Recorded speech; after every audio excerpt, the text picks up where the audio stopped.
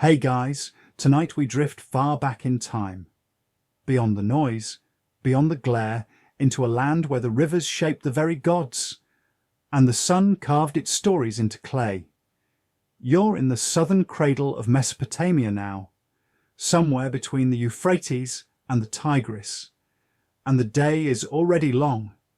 The palm trees rustle above you, their fronds moving just enough to make a whisper, not a song. The goats are restless this morning, and you've spent hours chasing one particular troublemaker who seems to think barley fields are open invitations. Your sandals are coated in dust, your tunic clings with sweat, and your skin smells of sun and wool. You're just about ready to collapse into the earth and let the world go on without you. But hey, let's be honest, you probably wouldn't survive this place if you weren't born into it. Mesopotamia may be the Fertile Crescent, but that fertility comes with bugs, blistering heat, and a lot of back pain. Somehow, your ancestors thrived, built empires, worshipped storm gods, and even figured out taxes. So you just have to survive another Tuesday with a handful of goats and a good place to nap.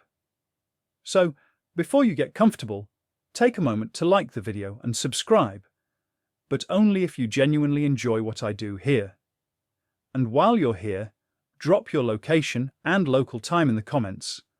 I always love seeing where and when you're tuning in from. Now, dim the lights, maybe turn on a fan for that soft background hum, and let's ease into tonight's journey together. You trudge across the hard-packed earth, sandals scuffing little clouds of silt into the air.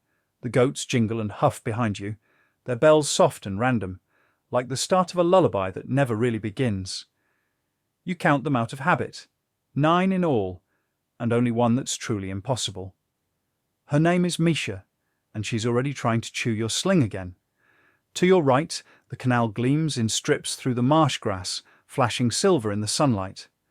Farmers are already knee-deep in the water, coaxing irrigation gates open, sloshing barefoot between rows of young barley. You wave to one of them. Tariq, you think, but he doesn't see you.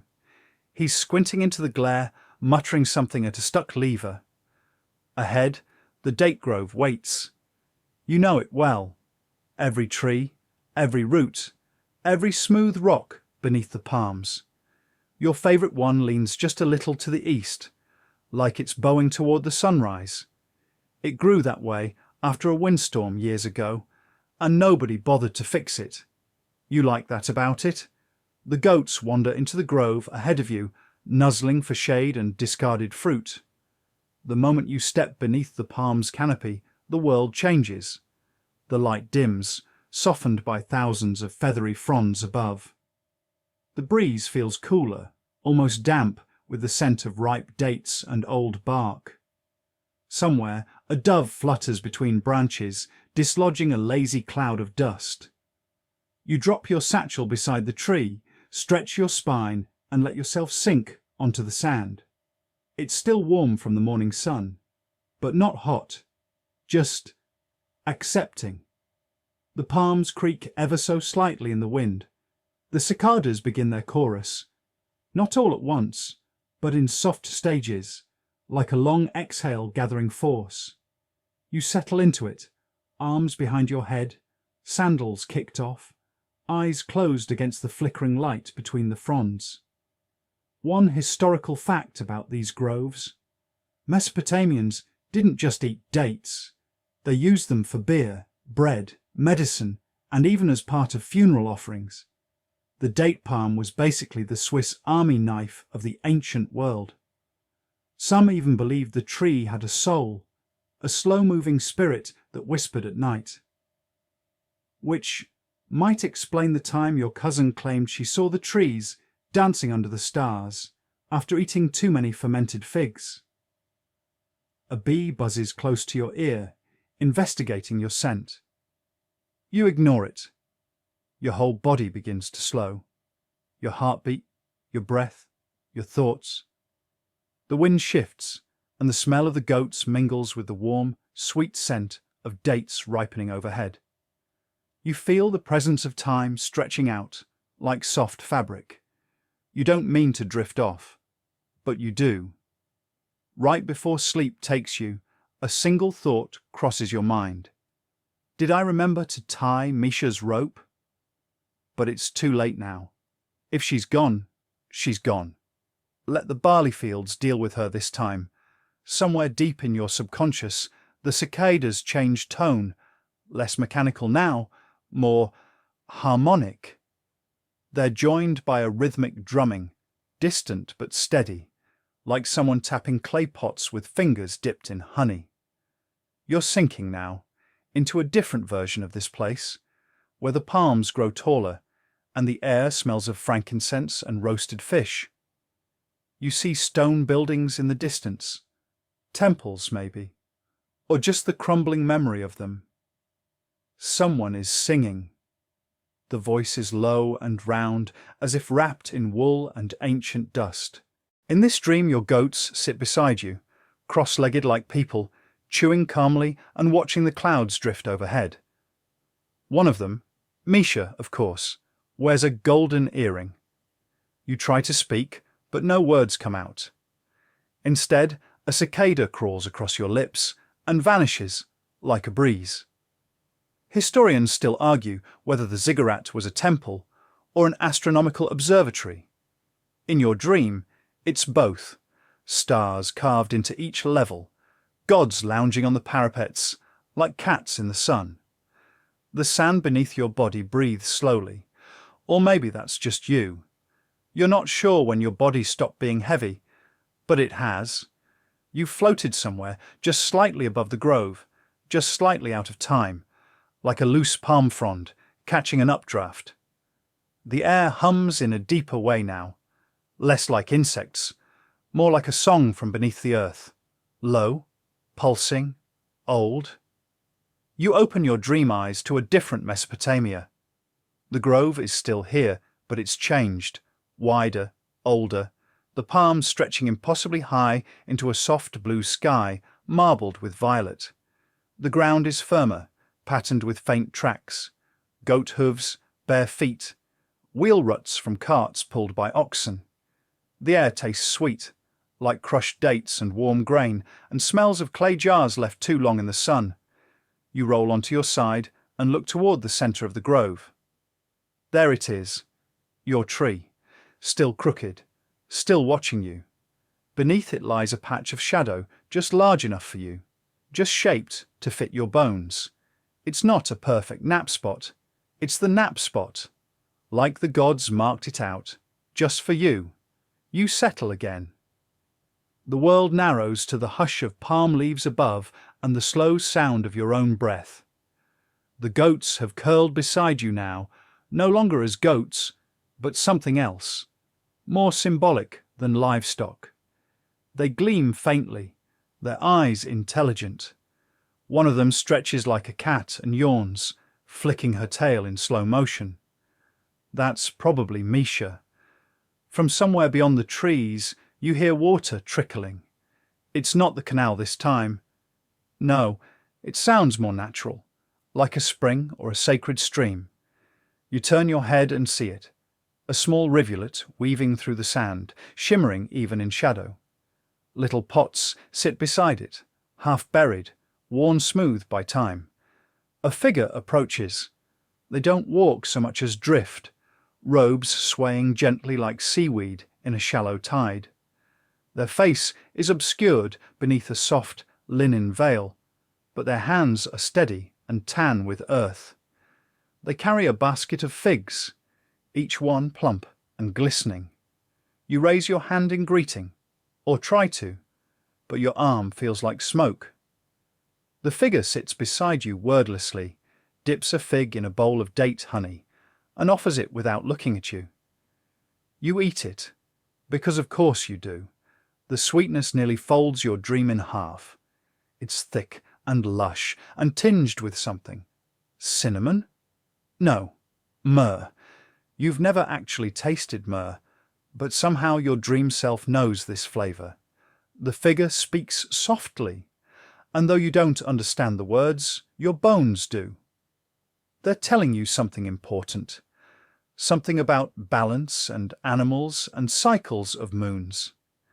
They mention the festival of Inanna, the one where the villagers bake 1,000 honey cakes and stack them like a ziggurat in the market square. One real-world fact. In the city of priests kept actual records of date palm yields, columns of numbers etched in cuneiform that told how many jars of syrup each grove produced. Dates were sacred, yes, but they were also taxable. And like most things in Mesopotamia, the divine and the bureaucratic existed side by side. Even the gods count things, the figure says, suddenly in your language, but only what they plan to forget later. You smile, or at least the dream version of you does. The figure rises, fig basket empty, and walks off toward the stream, leaving no footprints. Beside your dream body, the goats rustle. One of them coughs politely and spits out a tiny stone tablet. You glance at it. It's blank on one side, but the other holds a delicate carving. Your tree, your goats, and you, sleeping peacefully in the shade. The image shimmers, then vanishes. You sit up slowly, your hands cool with dew. The air has changed again, lighter, touched with salt. You stand and walk to the edge of the grove. There, in the far distance, you see a procession moving along the canal bank, musicians with reed flutes, women scattering petals, a clay bull being rolled on a cart. A festival? A funeral? Maybe both. Quirky detailed time. Some scholars believe that Mesopotamians once trained monkeys to pick dates. Imagine that. Little capuchins swinging from branch to branch, hoarding fruit and probably ruining the accounting records in the process. You glance up into your palm tree, half expecting a monkey with an abacus. Instead, a bird stares down at you. A crow, maybe. It blinks, then opens its beak and says, "You forgot the water jug." You frown. The crow cocks its head and flies away, leaving behind a single feather that glows faintly before vanishing. You turn back toward the grove, but it's not there anymore. You're lying in the sand again, your goats beside you, the palm leaves whispering overhead. You blink, disoriented. The real world presses gently back around you. A fly buzzes somewhere near your ankle. The scent of warm dates wafts down from above. The shadow has shifted slightly. Time has moved just a little, and yet something lingers. You feel heavier now, in a good way. Grounded. The dream clings to your skin like dust, or oil, or a memory you can't quite place. You stretch, bones cracking softly, and roll onto your back again. Somewhere, someone is singing again. Faint, distant. A lullaby, maybe. Or just a farmer, muttering to his ox. You don't open your eyes just yet. The sun is still high, the goats are still calm, and your favourite tree hasn't moved. Everything is as it should be, except you. You are different now. The world has grown quieter again, as if your brief return to waking life was just a shallow dip above the surface. Now, as you lie beneath the palms, your thoughts turn slow and syrup thick, stretching out like shadows under the afternoon sun. The cicadas continue their chant, rhythmic, ancient, a lullaby older than language. You watch the leaves swaying in lazy patterns above you and feel yourself slipping back down into that warm twilight between waking and dream. This time, it's different. The light shifts, as though someone adjusted the sun with a reed lever. The air cools a little, thickens with the smell of earth and sweet grass. You sit up. Only, it's not the grove anymore. Or at least, not just the grove. It's a version of it, layered with something older, stranger, dream logic. Now, surrounding the palms, are small mud brick structures, half faded into the landscape, These are Enkimar, the house of the water, used to store offerings for the river gods. You don't remember how you know that. You just do. A thin canal runs beside your feet now, shallow and filled with clear water. Tiny fish dart through the silt. You lean down and trail your fingers through the current. It's warm, too warm, like bath water left in the sun. It smells of copper and wet clay. You look up and spot a boy sitting nearby, legs dangling in the water. He's no older than 12, wearing a reed fibre tunic with frayed edges and the kind of sunburn that suggests he lives outside. He holds a cuneiform tablet in one hand and a stylus in the other. His brow is furrowed in exaggerated seriousness. You nod at him. He nods back without smiling. "You're late," he says. "For what?" He shrugs.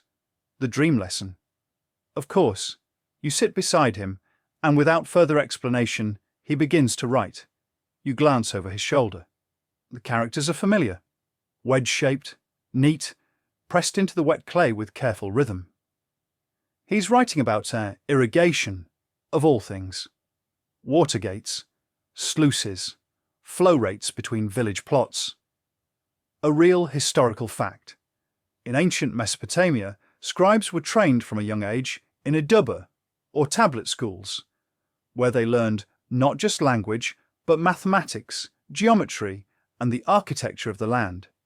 Knowing how to manage water wasn't just useful, it was sacred knowledge. Cities lived or died by it. The boy jabs his stylus a bit too hard and mutters. A crack appears in the clay. He wipes the surface clean and begins again. You watch. Time warps. The sound of the stylus scratching clay becomes a beat in your head. Your breath syncs with it. Each wedge he presses feels like a footstep down into deeper sleep. "Do you know the god of fresh water?" the boy asks suddenly. You do. "Enki," you reply. The boy nods. "He built the first canal, or so my father says, with a fish spine and a single palm frond." Quirky detail time. Some Mesopotamian myths say Enki invented the hoe, the canal, and beer all in the same afternoon. That's a productive day. The boy pulls a small fish from the water and holds it up. "Everything in the water knows the truth," he says, "but they only whisper it." The fish flicks its tail and vanishes back into the canal. You blink, and suddenly you're not sitting by a canal anymore. You're standing on a massive embankment, looking out over the flat brown fields of a farming village. The crops are low and green, rustling in the breeze like a shallow sea. Far off, a team of oxen drags a plough behind them, carving the earth with slow authority. You glance down. Your hands are now calloused, your tunic damp with sweat. You're someone else. A farmer, maybe, or just a version of you from a deeper dream layer. Behind you, a clay tablet rests on a wooden shelf beneath a lean-to. It's your water ledger, handwritten in neat Akkadian script. You run your fingers over the symbols, feeling their edges like braille from a previous life. There's a debate, whispered through the field rows. Do you follow the gods or the river? Some argue the river is the gods, Enki's fingers dragging divinity through the dirt. Others say the river has no loyalty and floods even the most devout. Historians still argue whether irrigation was centrally controlled or left to local communities. Some evidence shows complex bureaucracy. Others suggest farmers made their own rules, their own rhythms. You prefer the idea that the river didn't care either way. The sun lowers just a fraction, casting gold across the barley tips. You kneel to cup some water from a drainage channel, watching it spill between your fingers like melted glass. The goats wander nearby, grazing along the berms, completely unbothered. Misha flicks her tail at a dragonfly and then, without warning, sneezes. You jump. Back in the grove. Real time again. Your heart bumps, but only slightly. Everything's where you left it. Your crooked tree, the dozing goats, the faint creak of leaves above. Except now there's a small clay tablet on your chest, still warm from the sun. You lift it. The inscription is simple. Water remembers. No one's around. The tablet crumbles in your hands like sand. You lie back and let out a slow sigh, letting the sleep take you again. The cicadas resume their chant. The river flows. And somewhere far away, a young scribe presses a new story into wet clay. The sun doesn't move overhead. It glides. A golden god in slow procession. You're back beneath the tree, though the light has shifted slightly, softened by what might be the veil of late afternoon. Shadows lengthen. The goats have rearranged themselves into a lazy cluster, forming a half circle around your bare feet, like they're guarding a shrine. Misha snores softly. Something's changed again. You feel it before you see it. It's not dramatic. No trumpet of gods, no thunder of chariots, just a deeper kind of stillness, like the air itself is listening. When you open your eyes, there's someone tending the grove. You blink. She's not there, and then she is. A woman in a faded linen wrap, her hair bound in loops by date palm fibre. She moves with practiced patience, pulling weeds near the base of the trees, shaking stray beetles from a cluster of ripening dates, adjusting stones along a shallow channel of runoff. She sees you watching and smiles, not warmly, not unkindly, just a little like you're part of the scenery. Your goats are polite, she says, reaching for a stick to nudge one away from her basket. They're pretending, you mutter. She chuckles, then wipes her brow with the back of her wrist and returns to pruning the date bunches. You sit up slowly, blinking as your vision adjusts. The grove has deepened, more layered, more real. You can smell dust on the bark, see ants traveling in single-file lines toward cracks in the trunk. You shuffle closer. There's a shallow bowl of water beside her, one she uses to rinse her hands, and you spot something strange within it. A floating reed boat, the size of your palm. Handmade, maybe by a child, maybe by the same woman. It swirls in a lazy circle, bumping gently against the rim. You gesture to it. Offering? She nods. For Ninlil, goddess of air and seed. You ask her to send wind when the palms are too still. Too still means rot. Real historical note. Date palm cultivation was a massive industry in ancient Mesopotamia. The trees could take decades to fully mature, and the farmers had to be equal parts horticulturalist, hydrologist, and astronomer. They tracked fruiting cycles against lunar phases. Some even recorded tree yields in poetic verses. The palm who slept for 10 moons bore children of honey in her arms. You crouch beside the woman and watch as she shows you something unexpected. The scar on one of the trees. She lifts a frond, revealing an old cut in the bark. Neat, rectangular, with small wedges carved inside it. My father's mark, she says. He said the trees remember who cares for them. You mark a good one, then check her each season. If she survives drought, you bring her beer. Quirky fringe fact. Some Mesopotamian farmers did offer beer to their trees. Tiny libations poured into the roots, just enough to wet the soil and appease the spirit of the date palm. Whether it helped the harvest or just made them feel better, who knows? The woman places her hand gently on the marked trunk, and you swear the breeze picks up slightly. Do you dream? She asks. You look at her, unsure how to answer. She adds, the trees do. You just have to be very quiet. You nod slowly, and then the dream shifts again. No crackling sound, no fade to black, just a blink, and suddenly you're among the fronds, not beneath them, within them. The branches stretch in all directions, a forest suspended in mid-air. You crawl forward along a thick limb, your limbs light as thought.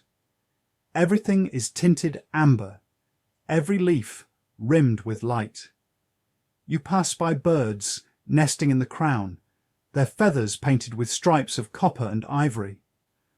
One bird tilts its head at you and says, "The harvest will be lean." You nod solemnly. Of course it will. Below you, a figure begins to climb. Another version of the woman, or a goddess wearing her face. She moves without effort, like this is her realm. In one hand she carries a woven basket, in the other a sharp bronze sickle. She plucks dates as she climbs, her fingers brushing each fruit before cutting it free. When she reaches your branch, she stops. "You can't stay here," she says gently. You glance down. The ground is a long way off, and yet you're not afraid. She holds out the basket. Inside are 7 dates, perfectly ripe, each one marked with a single cuneiform symbol. You pick one up. It's soft and warm and smells like sunlight. The symbol etched into it pulses faintly, like breath. You eat it, and suddenly you're back on the ground. Your goats nuzzle your side. The woman is gone. The bowl of water still ripples, but the reed boat is missing. In its place, a single date floats, spinning slowly in place. You lie back down and close your eyes, letting the taste linger. The breeze is gentler now. The air sings in small vibrations. Somewhere, just beyond hearing, someone is carving a tablet with your name. Historians still argue whether date palms were primarily grown for food, trade, or religious significance. The truth is, in Mesopotamia, those things weren't separate. A fruit could be an offering, a coin, a memory, just like a dream can be a truth, or a story, or something in between. And beneath the palms, everything becomes both. The scent of warm dates and sun-dried earth is still in your nose when you drift again. Not fully asleep, not fully awake, just drifting like a palm frond caught in slow water. Your hand brushes against a stone beside you, flat, smooth, warmed by hours of light. A perfect skipping stone if there were a river nearby. And then there is. Because suddenly there's the sound of running water. Not a roaring river, just a gentle trickle, like a canal sluice, slowly opened by an old farmer. You open your eyes and find yourself kneeling beside the Euphrates, or at least a dream of it. This river is cleaner than any real river. The banks are soft with moss and reeds. A canoe, long, narrow, and smelling of bitumen, rests against the silt. You step into it as if you've done it every day of your life. A push with the heel, and you're drifting downstream. No oars, no paddle, just water and willpower. You lean back into the curved wooden frame and let the river do the work. Birds glide above you. Frogs blink from lily pads. A distant cow moos with such seriousness you almost laugh out loud. As you float, you pass the edges of small villages. Clusters of mud brick homes with woven reed roofs.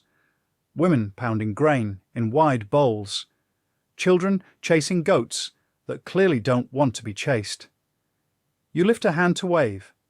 Some of them see you, some don't. One boy throws a fig. You catch it, surprised by its sweetness. Real historical fact. Along the rivers, villages dotted the floodplains with irrigation ditches and bunds, forming a delicate lattice of water control. These weren't grand cities, but tight-knit farming communities where the boundary between home and field was a single step.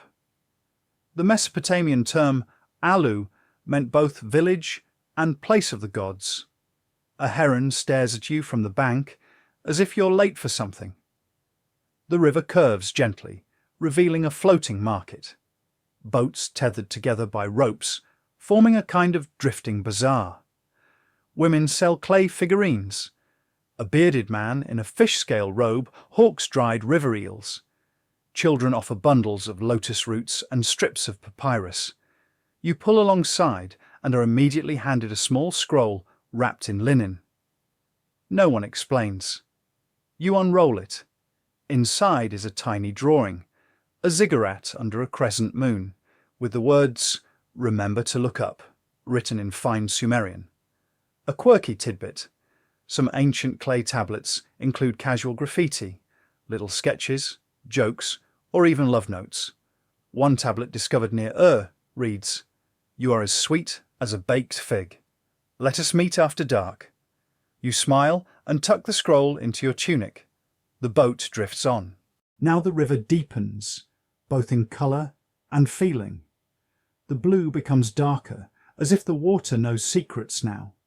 The banks grow taller. Trees give way to stone structures, enormous foundations, and pillars wrapped in vines. You're approaching the ruins of something vast. And there it is, a city partially reclaimed by time. Your boat coasts through a silent canal between walls, etched with reliefs. The carvings show scenes of river gods riding waves on lion-headed boats, priests pouring wine into the mouths of fish, and a line of workers carrying jars labelled with pictographs you don't recognise. It's not a city, you know, but it feels familiar, like a half-remembered lullaby. Historians still argue whether river temples were centres of trade, agriculture, or prophecy.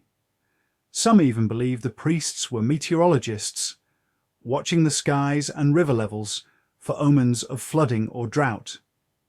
Your canoe glides past a temple platform that leans slightly to one side.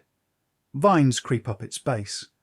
On the top, a man sits beneath a tattered awning, reading from a scroll by lamplight, even though the sun still shines. He doesn't look up, but you hear him whisper, "Everything begins with water." The boat drifts on. Eventually, you come to a place where the river disappears into a stand of trees. The current slows. The branches reach low, as if trying to keep secrets in the shade. The canoe stops without touching anything. You climb out. You're in a hidden cove now. A pool of water reflects the leaves above with perfect clarity. A turtle the size of a basket rests on a flat rock and blinks at you like it might say something important, but decides against it. In the centre of the pool is a stone pedestal.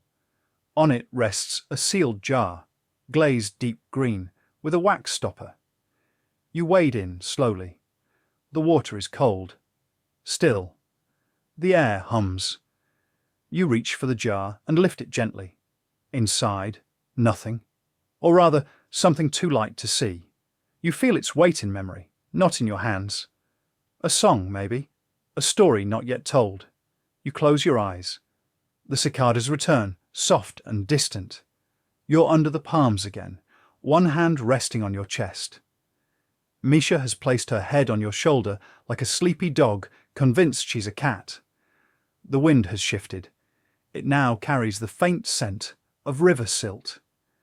And somewhere deep in the grooves of your mind, you feel the flow of the Euphrates, not as a place, but as a rhythm. The date palms sway, and your boat waits for another ride. There's a stretch of silence after the river dream ends, the kind of stillness that fills the air after something vast and important has passed. You lie there, eyes closed, hand resting on the soft curve of Misha's belly, the goats chewing cud in quiet time sync around you. You don't remember falling asleep again. You just remember standing. Now you're barefoot on a stone pathway, worn smooth by thousands of other feet, maybe generations before yours. It winds gently upward through a small hill town, low buildings of baked mud and palm thatch, with splashes of faded paint on their walls, blue crescents, red zigzags, ochre spirals. Doors stand half open, curtains of woven reeds sway lazily in the wind. And there's music, a soft drumming, no more than skin stretched tight over a clay pot, echoes from a rooftop. You climb toward the sound. On the way, a young boy sprints past you, arms out like wings. He's laughing, barefoot, and smeared with pomegranate juice. You hear someone shout his name, Ibal, and a woman leans from a window, grinning and scolding in equal measure. She tosses you a fig as you pass. You catch it out of habit. Above, the rooftops bloom with activity, women weaving, elders napping under canopies, a man with a wax tablet resting on his knee, furiously scratching cuneiform into the surface like he's late for a cosmic deadline. Historical fact: many Mesopotamian homes were 2 stories tall, with the flat rooftop acting as living space, workshop, or even bedroom during hotter months. Some families cooked and slept up there, especially when the air inside got too thick and sluggish to breathe. You reach the rooftop where the drumming comes from. It's not just drumming, it's a rhythm layered with hollow flutes, clinking beads, and a woman's low voice humming something ancient and wordless. A trio of women sits cross-legged around a simple shrine, a painted stone, a dish of water, and 3 glowing embers on a ceramic plate. They chant softly, brushing their fingers through strands of dried grass arranged in star patterns. You're about to speak when one of them raises a hand without looking. "Shh," she whispers. "She's almost here." You wait, and then she arrives, not with sound, but with stillness. The priestess. She climbs the final step like a moonrise. Her robe is layered linen, dyed in the faint gold of turmeric and the darker reds of crushed roots. Around her neck hangs a single carved amulet in the shape of a lioness. She steps past you as if you're not fully solid. Then she kneels. The air on the rooftop shifts. Even the goats down below seem to pause. She begins to speak, not aloud, but into the space around her, in the language of breath and presence. You don't understand the words, but your body reacts anyway. A tingle up the spine, a warmth in the chest, the kind of involuntary stillness that comes when you know you're in the presence of something old and sacred. She pours a bit of oil onto the embers. Smoke curls upward, and with it your vision ripples. Now you're somewhere else again.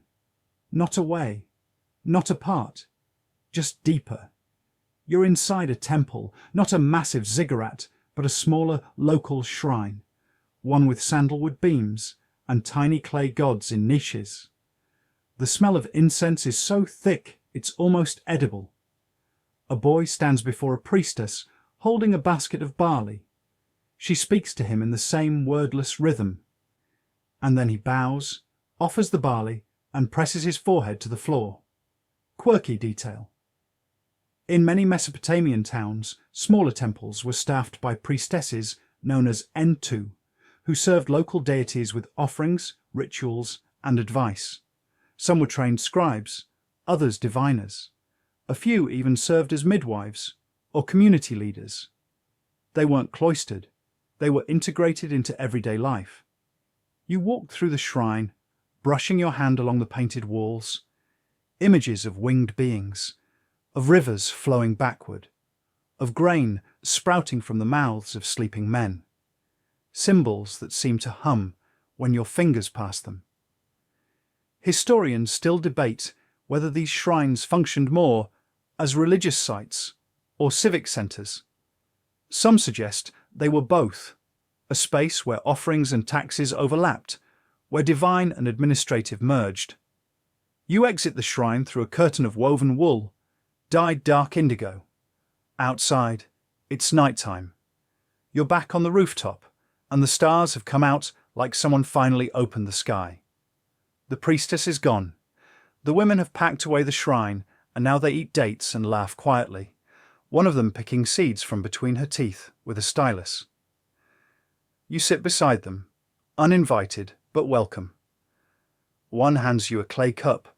It smells of honey, cinnamon, and something herbal. "Dream tea," she says, with a smile that makes you question if you've been dreaming this whole time. You sip it. It tastes like warmth, like answers, like forgetting the question entirely. And then you're back, beneath the date palms. The stars above filter through the fronds, casting slow-moving shadows on the earth. Misha shifts slightly. A goat sneezes. You hum, not knowing the tune, but feeling it in your bones. Something about rooftops, about lion amulets, about songs sung to no one and everyone. You close your eyes again. You let the chant stay with you as the breeze begins to build. The air has changed again. It's cooler now, with that in-between texture that says the sun is not quite gone, but not really trying anymore.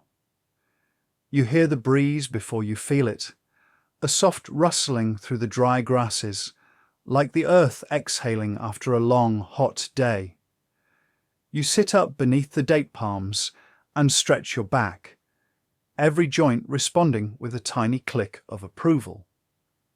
Misha lifts her head, gives you a slow blink, and rolls onto her other side like the world's most dramatic feline. You stand and look westward. In the distance, where the land dips toward the marshes, the light plays across shallow pools and tall reeds. That's where you're headed now. Not for a task or a ritual, just because your feet want to move, and the marshes call like a lullaby you half remember from childhood. You walk. The ground shifts subtly beneath each step, from dry cracked clay to springy mud. Tiny frogs leap from your path. The sound of insects thickens, buzzes, chirps, long pulsing hums like invisible wires vibrating just above your ears. And then you see them. The reed houses.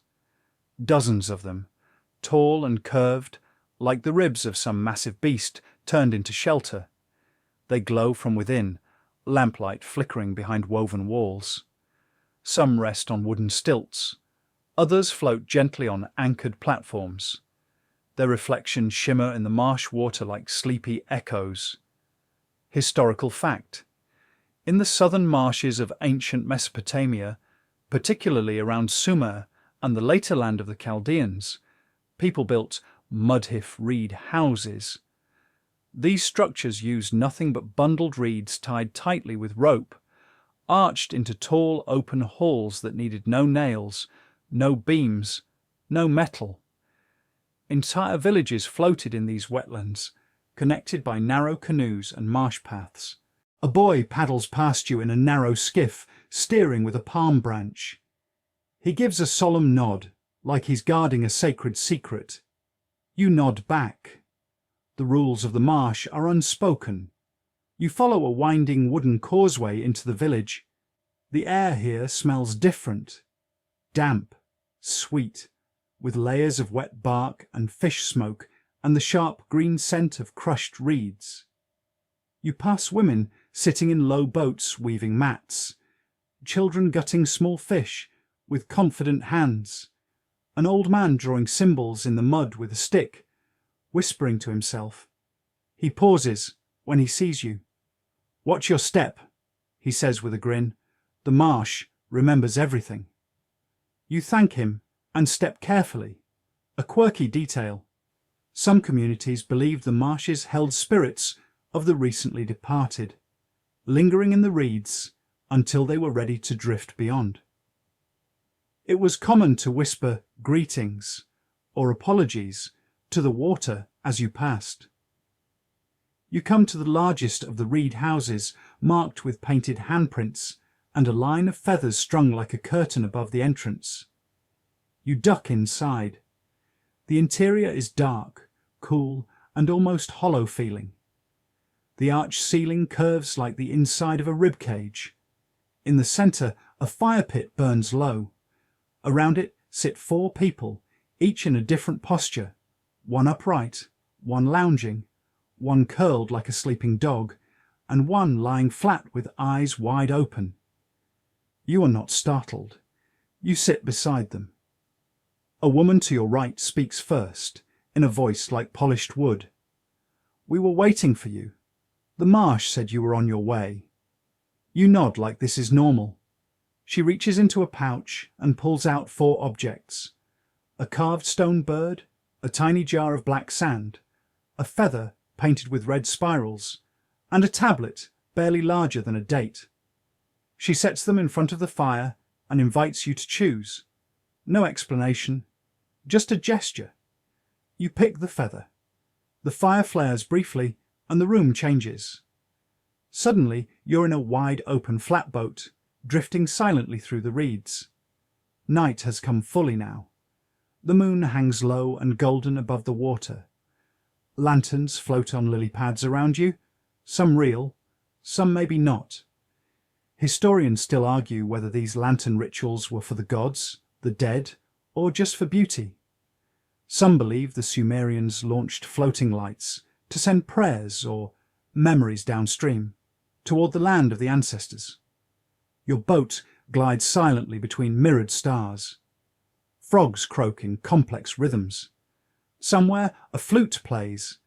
You see a pair of eyes watching you from the reeds. Not hostile, just curious. You nod toward them, and the eyes blink slowly in return before vanishing into the dark.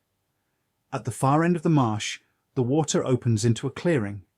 A ring of reed torches surrounds a platform, barely above the surface. And on that platform, dancers. 6 of them, moving in a slow, swaying circle, their arms painting invisible lines through the air. They wear skirts made of fish bones and bells, and their feet seem to skim the water without breaking its surface. One breaks from the circle and approaches your boat. She offers you her hand. You take it. She lifts you effortlessly. Your weight means nothing here. And you're on the platform, your feet touching something both solid and water-soft. Together you begin to dance. You don't know the steps, but your body moves anyway. Your muscles remember what your mind does not. The dance continues until the torches dim, until the sky is less black and more indigo, until the marsh breathes again and lets you go. You wake beneath the palms, feather still in your hand. It's damp and smells faintly of river smoke. Misha yawns and nudges you, annoyed at your absence. The goats stir but don't rise. And in the distance, far beyond the horizon of sleep and water, someone is still dancing, slowly, eternally, with the marsh wind in their bones. You're still holding the feather when the sun tilts higher in the sky, scattering light like broken glass through the palm fronds.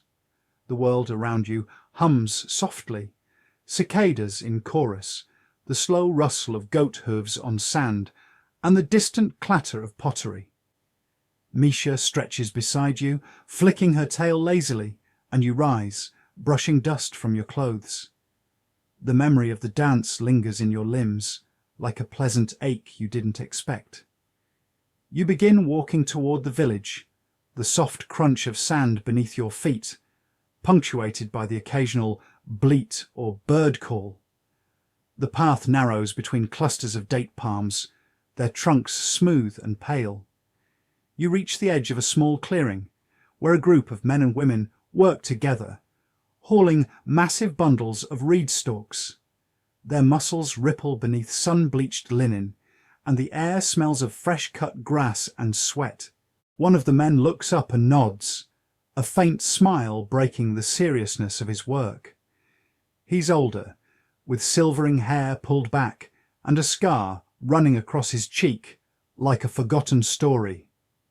Historical fact: the harvesting and weaving of reeds was a crucial seasonal task in Mesopotamia, especially for communities near marshes and riverbanks.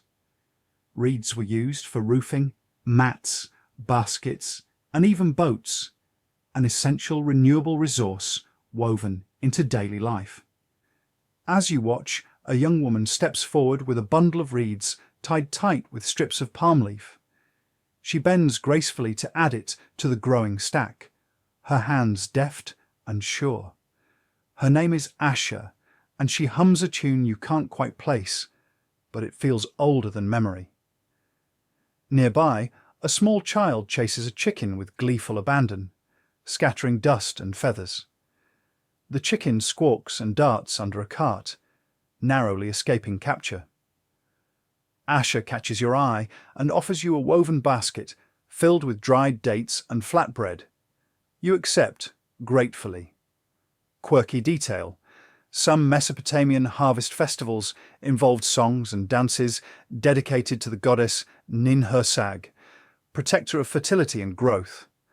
One tradition included weaving tiny dolls from reeds, which were then floated downriver as offerings to ensure a good harvest. You sit on a stone near the bundle pile and break the bread slowly, savouring the dry sweetness. The dates are sticky and warm. Asha joins you, sitting cross-legged and wiping her hands on her skirt. She points toward the horizon, where a faint plume of dust rises in the heat haze. "Caravan's coming," she says simply. "From the city." Your curiosity pulls you to your feet. You follow the narrow path that leads toward the rising dust, passing mud-brick homes where children wave from doorways and women hang bundles of herbs to dry. As you approach, you see the caravan emerge, camels laden with pottery jars, woven sacks, and gleaming copper tools. The lead trader, a man with a long beard braided with small beads, calls out a greeting. Historians still argue about the origins of Mesopotamian trade routes, but most agree these caravans connected river villages with distant cities, moving goods like barley, textiles, and precious stones over long distances through deserts and mountains. The trader looks your way and winks. "Care for a story?" he asks. You nod, settling by the fire the caravan has made as the camels rest. He begins to tell tales of distant lands, mountains of lapis lazuli, cities where the buildings scrape the sky, and markets alive with colours you've never seen. His stories weave into the evening air like smoke, slow and mesmerising. You listen, feeling the pulse of the ancient world all around you. The fire's glow warms your face, flickering shadows dancing across the rough, weathered faces gathered around. The trader's voice is low, a soothing cadence that blends with the crackling embers and the distant call of nightbirds. He tells of a city called Uruk, a place where walls rise high enough to touch the clouds, and where scribes write stories that will outlast empires. You can almost see the ziggurats reaching upward, their stepped layers disappearing into the misty sky. Historical fact: Uruk is considered one of the world's first major cities, flourishing around 3000 BCE with monumental architecture and the earliest known writing system, cuneiform. The trader pauses, eyes reflecting the firelight. "They say the first writing was for accounting," he explains, keeping track of grain, livestock, and trade. But some tablets reveal poetry, myths, and even jokes. He leans closer. "Did you know there's a tablet with a riddle about a lion who couldn't roar? Historians still debate if it was a joke or a lesson." You chuckle softly. It's hard to imagine lions here now. Just a few statues and carvings reminding you of what once prowled the plains. The caravan's musicians begin to play, a soft drum, a reed flute, and the gentle plucking of a lyre. The melody wraps around you like a warm blanket, slow and soothing. Quirky detail: some Mesopotamian lullabies included verses asking gods to guard the sleepers, protect their dreams, and keep evil spirits at bay, a practice believed to ensure safe rest. The night deepens, and the stars come out in force, each one a pinprick of light in the vast black sky. You lie back on a woven mat, the sounds of the marsh and the caravan blending into a gentle hum. As you drift towards sleep, you think about the stories of scribes, traders, gods, and ordinary people weaving their lives together like threads in a tapestry. Historians still argue whether the ziggurat was primarily a temple or an astronomical observatory. Either way, it was a beacon, a place that connected earth and sky, the mortal and divine. The fire's embers glow faintly as your eyes close. You carry the warmth of the stories with you, a gentle ember in the cool night. You awaken slowly, the morning light filtering through the palm fronds like golden fingers. The air is cooler now, with a fresh scent of wet earth and crushed leaves. Misha curls against your leg, purring softly, and the goats nibble lazily at the grasses nearby. You stand and stretch, feeling the day's promise unfold gently before you. Today you decide you will visit the river, the lifeblood of this ancient land. The path to the Euphrates is shaded by towering palms, their fronds whispering secrets as the breeze passes through. You follow the familiar sound of flowing water, the coolness of the river, a welcome balm after the warmth of the village. Historical fact: the Euphrates River was central to Mesopotamian civilization, providing water for irrigation, transportation, and sustaining rich ecosystems along its banks. You arrive at the riverbank, where fishermen tend to their nets, weaving and repairing them with practiced hands. Their skin glistens with sweat and river spray, and their boats, small reed-woven vessels called gouffins, rock gently with the current. A fisherman waves you over, offering a basket of fresh fish. You accept gratefully, the scales shimmering like tiny stars. Quirky detail: some fishermen believed that singing to the river could lure fish closer, a ritual blending practical skill with spiritual hope. You settle near the water's edge, watching the sun play across the ripples. The reeds sway gently, and dragonflies dart in quick, iridescent flashes. Nearby, children laugh as they chase each other through the shallows, their voices light and free. You dip your fingers into the cool water, feeling the current tug softly. The river speaks in murmurs and gurgles, a timeless language you almost understand. As you watch, a small procession approaches, priests and priestesses carrying offerings of barley, dates, and fragrant oils. They move with deliberate grace, their robes flowing, eyes fixed on the temple spires rising beyond the palm groves. Historians still argue whether these rituals were meant to honor the gods of fertility or to ensure the river's continued generosity. Either way, they are a testament to the deep connection between people and the land. You close your eyes, breathing in the scent of water, earth, and sacred smoke. The river's song lulls you into a quiet reverie where gods and mortals dance beneath the eternal sky. You stay by the riverbank as the sun climbs higher, warming your skin with gentle insistence. The ripples sparkle like scattered gems, and the cicada's hum rises and falls in a rhythmic lullaby. You notice a group of women seated near the water, weaving baskets from supple reeds.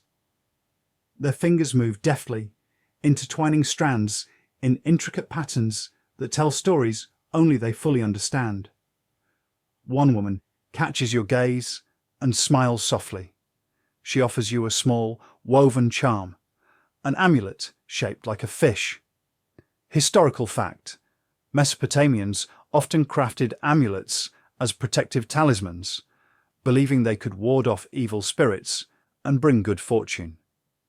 Fish symbols were common near water, invoking abundance and fertility. You tuck the charm into your robe, feeling its reassuring weight. Nearby, a man kneels in the mud, tracing cuneiform symbols into a clay tablet. His brow furrows in concentration as he presses the stylus carefully, each wedge-shaped mark a message frozen in time. Quirky detail. Some ancient scribes practiced scribal magic, believing that writing names and spells in clay could influence the gods and the fate of the living. You watch him for a moment, wondering what words he inscribes. Perhaps a prayer, a record, or a secret lost to history. The river flows steadily, carrying with it the scent of fresh dates and baked bread from nearby homes. Historians still debate the extent to which literacy was widespread in Mesopotamia, but many agree that scribes held an important, almost mystical status, bridging the human and divine worlds. As the afternoon light softens, you join the women weaving, your hands learning the ancient patterns beneath their patient guidance. The steady rhythm of reed and thread, the gentle laughter, and the slow dance of light on water create a perfect harmony. A quiet celebration of life's simple, enduring beauty. As the day slips toward evening, the sky softens into hues of rose and amber, casting long shadows across the fields. You wander through a patchwork of barley and wheat, their golden stalks swaying in the gentle breeze like a living sea. Farmers move slowly among the crops, their hands tracing the delicate grains, eyes searching the horizon. Historical fact: Mesopotamian agriculture relied heavily on irrigation systems, canals, dikes, and reservoirs engineered to tame the rivers and nourish the land, creating some of the earliest examples of organized water management. You pause beside a canal, watching water flow steadily through its earthen banks, feeding thirsty roots. Nearby, an elder recounts a tale of Enlil, the god of wind and storms, who was said to control the rain and protect the harvests. His voice is soft, carrying the weight of generations. Quirky detail. In some villages, people performed barley rituals during planting and harvest seasons, offering the first grains to the gods and sometimes whispering secret wishes into the soil. You close your eyes, imagining the fields as a living altar, each stalk a silent prayer. A young girl approaches, offering you a handful of freshly picked figs. Their sweetness lingers on your tongue like a memory. As twilight deepens, lanterns are lit along the pathways, casting warm pools of light. You follow the glow to a communal gathering, where voices rise in song, drums pulse in time, and dancers move in slow, graceful circles. Historians still debate whether these celebrations were purely social or held deeper religious significance. Either way, they knit the community together in shared rhythm and joy. You join the dance, your steps slow and steady, feeling the pulse of ancient earth beneath your feet. The night enfolds you, soft and wide. The dance fades as the night deepens, leaving a gentle stillness that settles like a soft blanket over the village. You find yourself drawn to the temple, its silhouette a darkened monolith against the star-studded sky. Its stepped terraces loom silently, ancient stones worn smooth by countless prayers and footsteps. Historical fact: ziggurats served as temples dedicated to the gods, built high to bridge earth and heaven. The Great Ziggurat of Ur is among the best preserved, revealing the architectural prowess of the Sumerians. You walk slowly up the wide staircase, feeling the coolness of the stone beneath your palms. The air smells faintly of incense and crushed date palms. Inside the temple courtyard, priests prepare sacred offerings, fragrant oils, fresh bread, and golden figs, laid carefully on woven mats. A priestess begins chanting, her voice low and melodic, weaving words in the ancient tongue. Quirky detail. Some rituals included the lighting of lamps with flickering flames, believed to attract the favour of the moon goddess Nana, ensuring guidance through darkness. You sit quietly, absorbing the rhythmic chant. the flicker of candlelight, painting shadows that dance like spirits. Historians still debate whether ziggurats also functioned as astronomical observatories, tracking the movements of stars and planets to guide farming and religious ceremonies. You close your eyes, imagining the priests watching the skies from these very steps, reading signs from the heavens. The temple hums with a presence both earthly and divine, a threshold where worlds meet. You breathe in deeply, feeling the ancient pulse of belief and hope. The night whispers around you, gentle and infinite.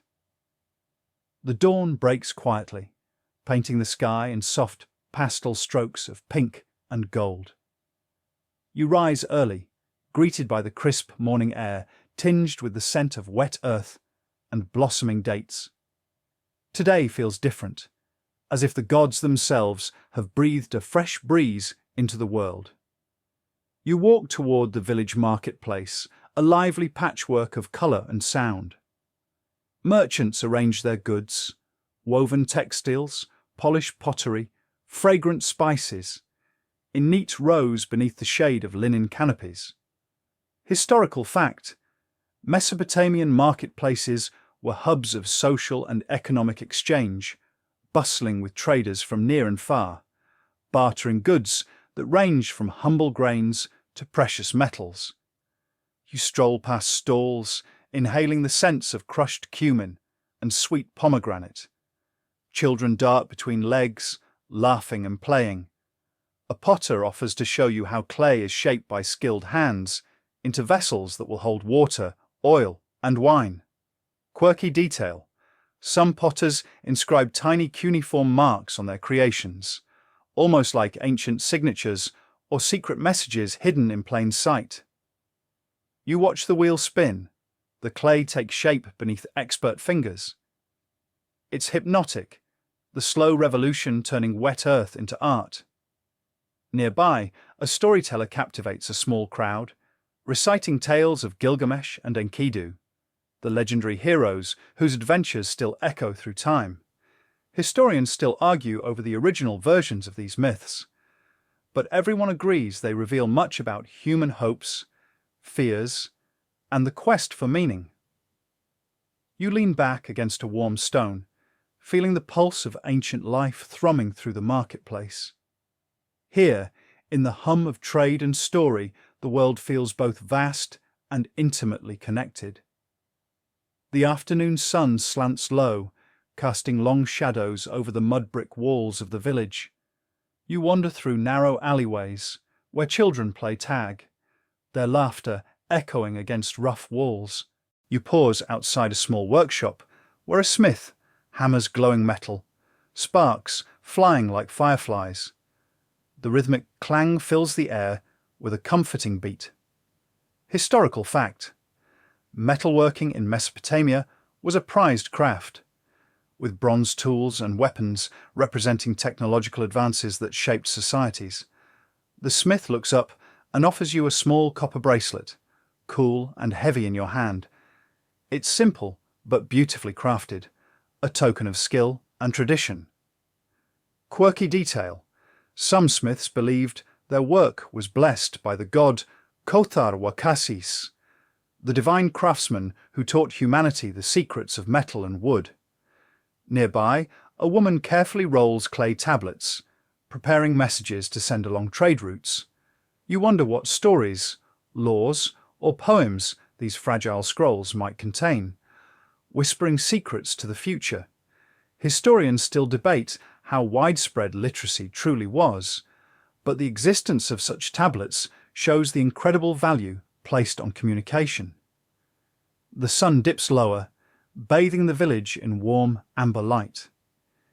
You breathe in the scent of smoked meat and baked bread drifting from kitchens, a promise of shared meals and quiet evenings.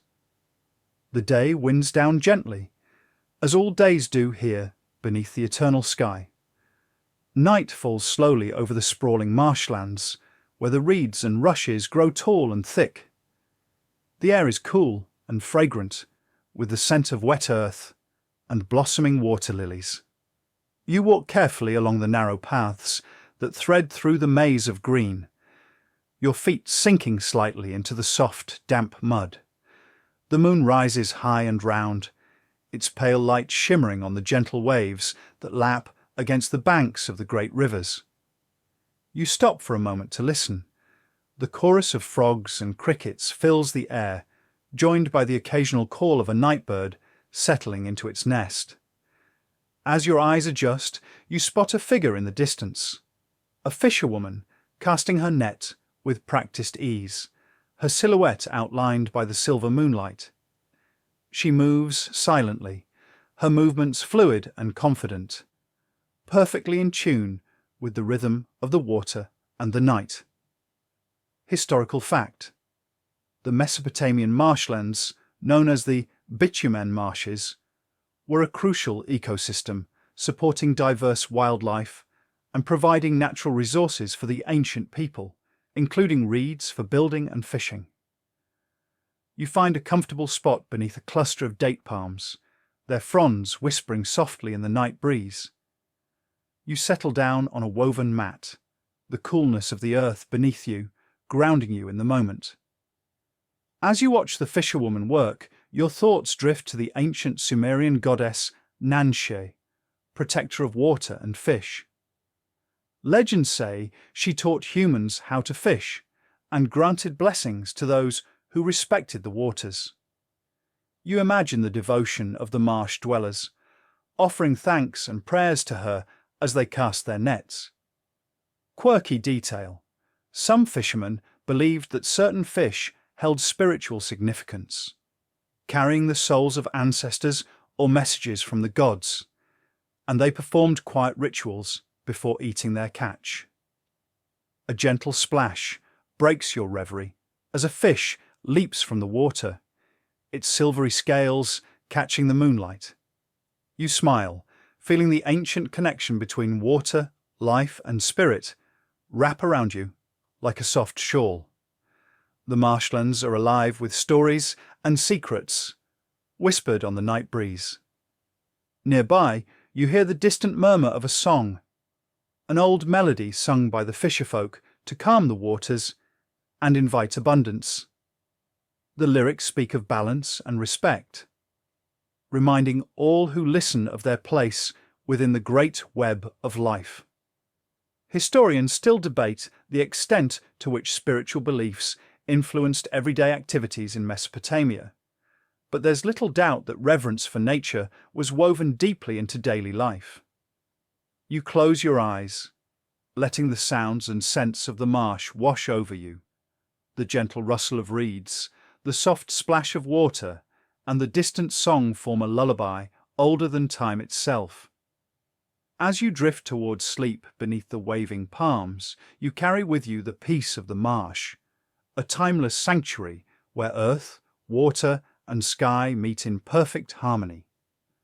The cool night air breathes softly around you, the murmur of the river mingling with your slow, steady heartbeat.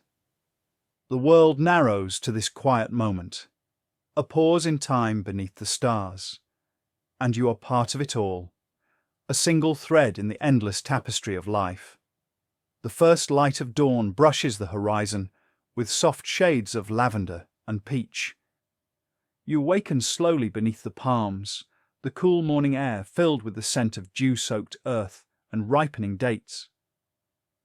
The village stirs quietly, the low murmur of voices, the gentle clatter of pots, the distant bleating of goats. Today, you decide to visit the village's bustling pottery workshop, a place alive with the hum of creativity and tradition. As you approach, you feel the warmth radiating from the kiln, a steady pulse like the heartbeat of the community. Inside, skilled hands shape soft clay on spinning wheels, moulding vessels destined to carry water, oil, and grains. The potters move with practiced grace, their fingers tracing patterns that have been passed down through generations. Historical fact: Mesopotamian pottery was both utilitarian and artistic. Often decorated with intricate designs and cuneiform inscriptions, serving practical and ceremonial purposes. You watch as a young apprentice carefully presses tiny wedge-shaped marks into the clay. A name, a blessing, or perhaps a protective charm. Quirky detail. Some pottery pieces were inscribed with prayers to gods for safe journeys or fruitful harvests, turning everyday objects into vessels of hope and spirituality. The air smells faintly of wet clay and wood smoke, mingling with the faint sweetness of date palms nearby. The rhythmic spin of the wheel, the soft pat of hands shaping earth, and the low chatter create a soothing symphony.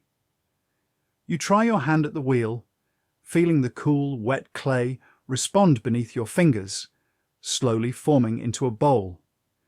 It's harder than it looks, but the process feels deeply grounding, connecting you to countless artisans who came before. Nearby, a potter hums an ancient tune, a lullaby of the earth, sung to calm the spirits and bless the work. Historians still debate the exact meanings of many pottery decorations, but they agree these vessels were much more than containers. They were storytellers, carrying the voice of a culture. As the morning sun climbs higher, you step outside and breathe deeply, carrying with you the quiet joy of creation. The world around you hums softly with life, and for a moment all feels perfectly balanced and serene. The afternoon sun filters softly through the canopy of date palms, casting mottled shadows on the worn paths between mud brick homes. You wander toward the village square, where the aroma of freshly baked bread beckons you closer. Women gather around a large clay oven, an oven built deep into the earth, its mouth glowing with residual heat. They roll dough with practiced hands, pressing it flat before slapping it against the oven's interior wall to bake. Historical fact: Mesopotamian bread was a staple of daily life, often baked in communal ovens and sometimes flavored with dates, sesame seeds, or herbs. You watch as the golden rounds puff up and brown, the crackling sound inviting you to taste. A young girl offers you a piece, still warm and fragrant. You bite in, the bread soft and slightly sweet, a simple pleasure rooted in centuries of tradition. Quirky detail: some ancient recipes called for mixing barley and emmer wheat flours, creating a hearty bread that sustained both farmers and royalty alike. Nearby, elders recount stories of the goddess Nisaba, patroness of grain and writing, whose blessings ensured bountiful harvests and fertile fields. Their voices rise and fall like the gentle wind, weaving history and myth into a rich tapestry. Historians still debate the exact role of baking rituals in Mesopotamian religious life, but many agree they were deeply intertwined with community and celebration. As you savor the bread, you notice the village children running through the square, chasing one another with carefree laughter. Their joy is infectious, a reminder of life's simple, enduring rhythms beneath the vast Mesopotamian sky. You lean back against a cool stone wall, closing your eyes to the warmth of the sun and the steady pulse of the village heartbeat. The day softens into evening, and the aroma of baking bread lingers, a timeless comfort. Evening descends gently, painting the sky in muted shades of indigo and violet. You find yourself near the river again, where fishermen begin their nightly rituals by the water's edge. The soft lapping of waves mingles with the low murmur of voices and the occasional splash as nets are cast. You watch as lanterns flicker to life, their warm glow reflected in the rippling surface. The scent of river mud and crushed reeds fills the air, mingling with the faint fragrance of lotus blossoms floating nearby. Historical fact: fishing was a vital part of Mesopotamian subsistence, with communities relying on rivers not only for water and transport, but also for abundant fish. You notice the fishermen preparing their nets with care, some pausing to whisper quiet prayers to the god Enki, the deity of water, wisdom, and creation. Quirky detail. Some Mesopotamians believed fish carried messages from the gods, and fishermen sometimes read the patterns of fish scales as omens. As you settle on a smooth stone, the sounds of the river and the distant village blend into a soothing hum. The rhythmic creak of wooden boats and the splash of oars create a gentle lullaby. You think about the myths surrounding the river, the lifeblood of civilization, the source of both life and mystery. The Euphrates and Tigris flow endlessly, carrying with them stories of gods and men.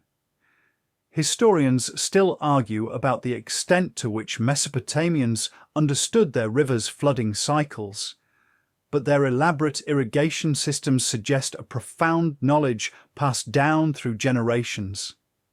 The night deepens, stars blinking softly overhead. You breathe in the cool air, feeling a calm settle over your body. In this quiet moment, you're connected to the timeless flow of water, the pulse of life itself. You close your eyes, letting the river's song carry you toward peaceful dreams, beneath the watchful gaze of the ancient stars. The night grows deeper, the village settling into a peaceful hush beneath the endless Mesopotamian sky. You find yourself lying back against the warm earth, the faint rustle of date palm fronds above you like a lullaby whispered by the wind. Around you, the world is quiet except for the soft hum of cicadas and the distant call of an owl. Historical fact: Mesopotamians were keen observers of the night sky, charting stars and planets with remarkable accuracy, forming the earliest known system of astronomy. You gaze upward, tracing the familiar shapes of constellations that guided ancient farmers and priests alike. Quirky detail. Some star patterns were thought to represent gods and mythical creatures, and people believed their movements influenced earthly events. You imagine the priests atop ziggurats, scanning the heavens for signs, their prayers rising like smoke to the divine. Historians still debate whether these stargazers were mainly scientists, mystics, or a mix of both, but their knowledge shaped calendars, rituals, and agriculture. The gentle night breeze carries the scent of blooming jasmine, wrapping you in a fragrant embrace.